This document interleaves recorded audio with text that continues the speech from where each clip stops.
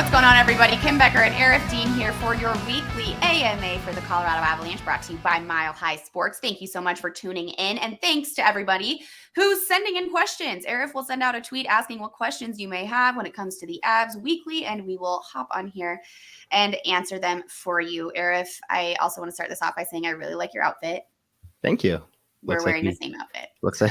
Looks like we picked the right color today. We didn't plan this. Yeah, so that's fun. But we'll jump right in here. Kind of a scary time to be an Avs fan, Eric. I know that we have spoken about this the last few weeks, saying it's not time to panic, but I'm starting to feel like it might be time, and I think other people are as well, because our first question is there a legitimate reason to be concerned about the Avs missing the playoffs? And as a follow-up, is it time to panic? Is there a legitimate reason to be concerned? If the question stops then, I would say yes. Okay. To miss the playoffs, is it time to panic?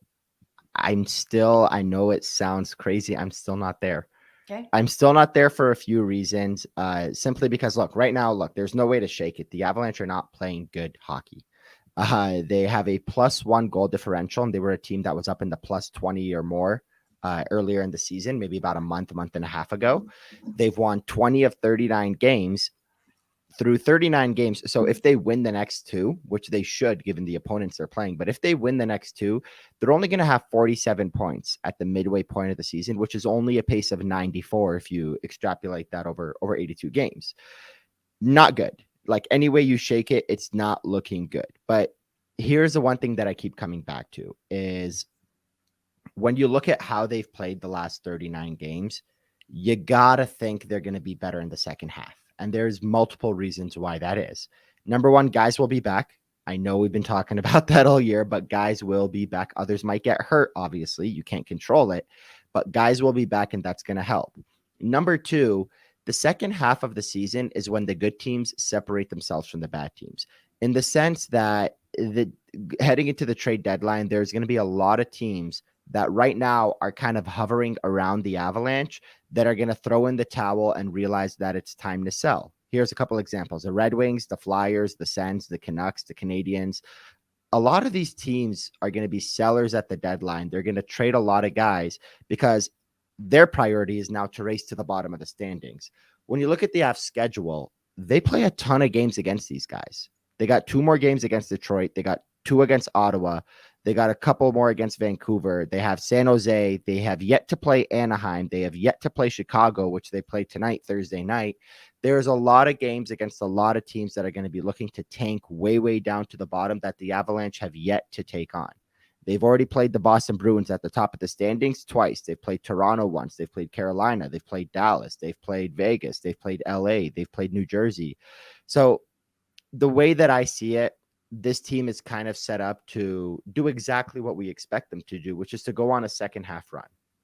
And if you look at the way that their last week or 2 weeks has gone, on December 27th, or when the Avalanche came out of that Christmas holiday break, they were on pace for 100 points. They have since gone 1-5-1. They've had a bad couple of weeks, and it's ruined everything. Mm-hmm. If they string together a good few wins here, which again, the 3 teams they're playing right now are Chicago, Ottawa, Detroit, 3 very winnable games.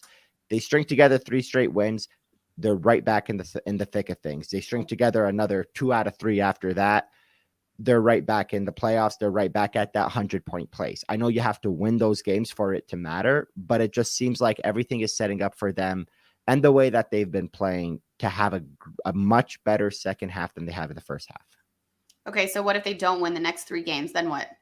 Then yes, it'll be time to panic. Absolutely. Okay. And that'll simply be because you have to beat these teams. At this point, you lost to Philadelphia the day that Nathan McKinnon got hurt. You can you can let that one pass. Yeah. The Vancouver lost the 2-0 game that they were leading 2-0 and then lost 4-2. Georgie was slamming his stick on the post. That one is an issue.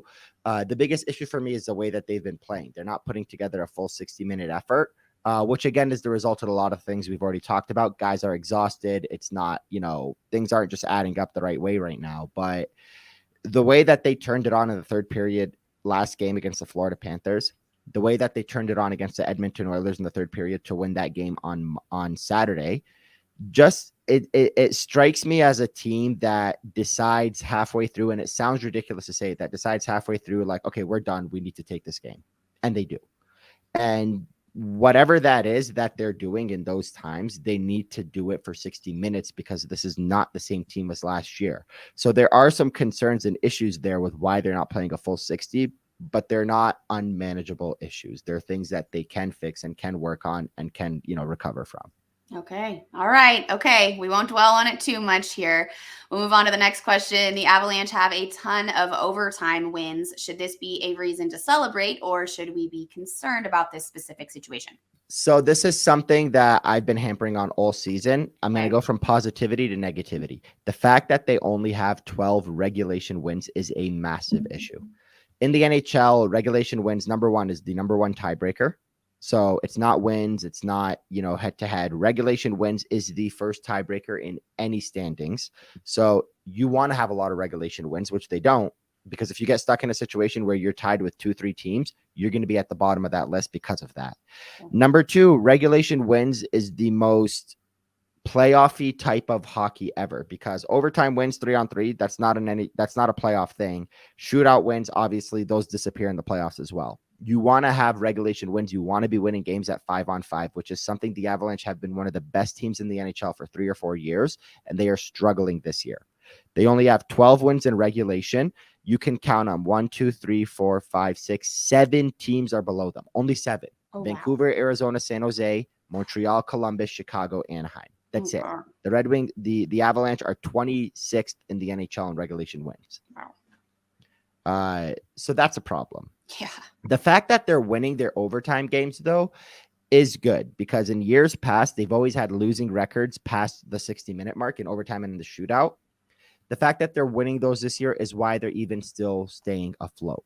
Okay. Had they had 4 or 5 fewer points, like if they were 16, 16, and 7 rather than 20, 16, and 3, your standings and your positioning looks a heck of a lot worse. So their overtime points are elevating them, but you don't want to use that many games in overtime to win games.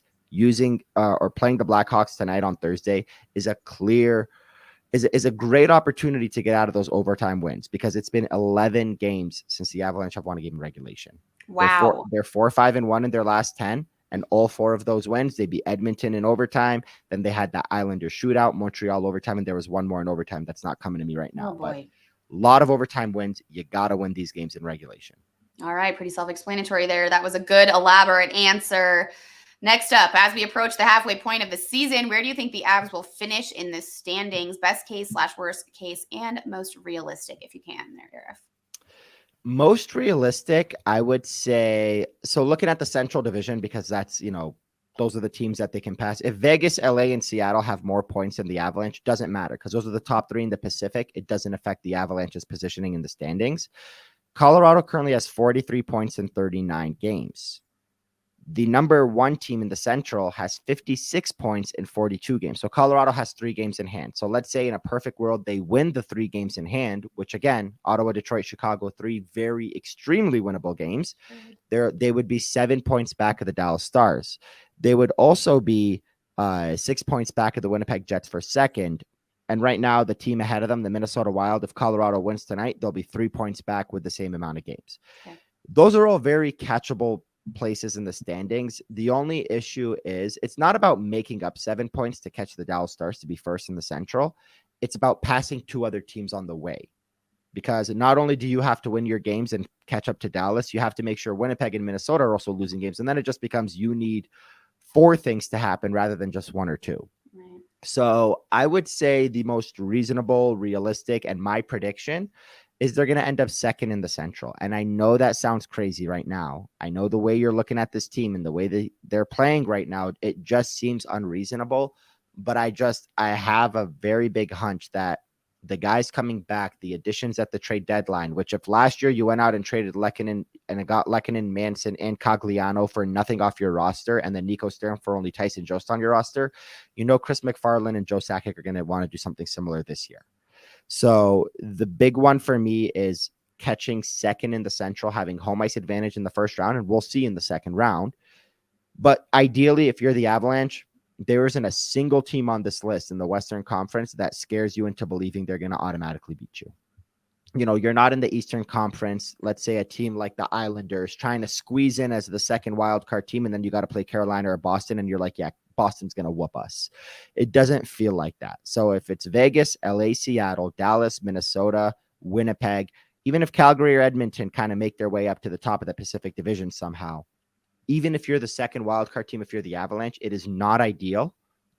But you have a chance in the playoffs because you are this strong team, and all you got to do is just get your game together heading there. So wherever you finish in the playoffs is a success, given the way that the first half of the season has gone and the injuries and everything. But I would say second in the Central is ultimately where I believe they're going to end up. Well, I was made aware yesterday that some sports books still have the Colorado Avalanche as favored to win the West. Did you know that? Yes, absolutely. And I believe they're the second best odds, if not the first best odds, tied for first for winning the Stanley Cup in general. Crazy. Like, given this entire way they've been playing, if today you took their lineup and you inserted Nichushkin, Landeskog, Byram, Manson, and obviously Pavel Francouz is now back, Evan Rodrigues is back. If you inserted all those guys today and they needed a game or two to get up and running, to get back, shake off a little bit of rust, and then you went out to the trade deadline and brought in one or two more guys, this is the best team in the NHL. Okay. But there was a lot of ifs there. That's the only issue. So the sports books are covering themselves for the fact that if the Avalanche get healthy, which is a very reasonable thing that could happen, this team's going to go on a run. Okay. All right. We like it. We'll keep our eye on that one for sure. We'll wrap this one up with our last question. Should the Avs bring back Rodrigues? I've been going back and forth on this, and man, I love this player. He's been such a breath of fresh air. He's 29 years old. He's bounced around quite a bit in his career. He started with the Buffalo Sabres. He played a few years. Then he went to Pittsburgh. He got traded to Toronto at one point. Last year, he had 43 points in 82 games. This year, in his first 4 games, he had nothing, goose eggs. But in the last 24 since he got acclimated to this team, 9 goals, 10 assists, 19 points in 24 games. That's a 60-plus point pace. Like, all things considered, Rodrigues is doing his very best to be a top 6 forward on this team when he probably shouldn't be. If Evan Rodrigues, and here's a couple of ifs for you, given the fact that he will be 30 years old when next season starts, if he's willing to accept a deal in the 2 to 4 year range at $3 million or less, he is an excellent piece to bring back to this team to be a depth guy on the third line.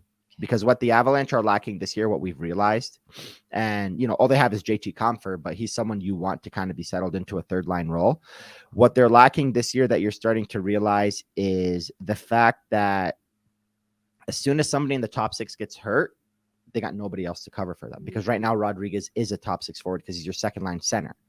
But if you trade for a second line center and then you have your top 6 healthy, you'll have on your third line someone like Rodrigues, someone like JT Compher if he sticks around. Hopefully Alex Newhook takes that next step where when there's an injury in the top 6, you can elevate someone.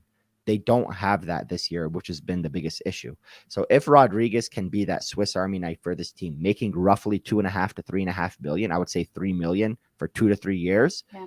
If he wants to do that, I would be all for bringing this guy back. Okay. But it's just a matter on if he wants to do that and if another team is going to offer him a lot of money. Given the way last offseason went with him and how he ended up waiting till September because he didn't get that big money offer to sign with the Avalanche for only $2 million, I think there's a big chance. It's just a matter of if the Avalanche want it to happen and if he's willing to do it.